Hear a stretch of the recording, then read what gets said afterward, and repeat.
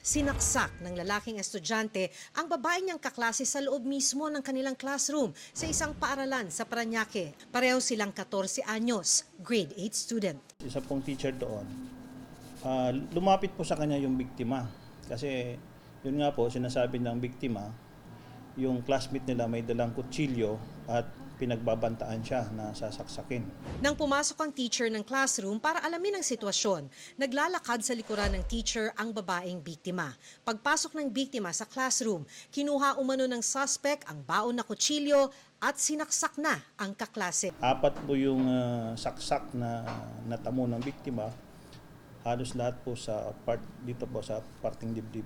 Nakatakbo pa ang biktima pero hinabol pa umano siya ng suspect at muling sinaksak hanggang makarating ang security guard ng paaralan na pumigil sa suspect.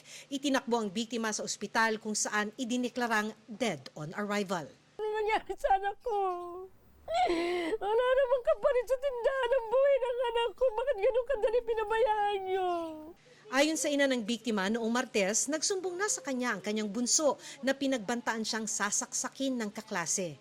Ang sabi niyo po sa akin, Mama, sasaksakin ako ng bakla. Binubuli-buli po ako, Mama. Papatayin niya ba ako, Mama? Pero ang salaysay ng suspect sa pulis, Binubuli daw sa school, kasama na po yung biktima na nambubuli sa kanya. Kaya na nagawa yung ganong krimen. sinubukan naming kunan ng pahayag ang pamunuan ng paaralan pero naka-online class kaya't wala raw mga guro sa paaralan.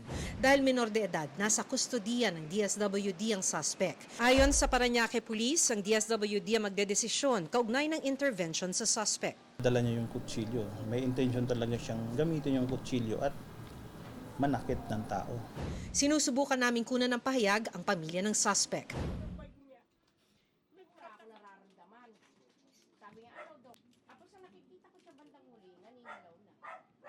Sabi ko, bilad ka sa araw. Tapos tataka ko, ba't ka kumakain ng ano? Yun ang bag niya.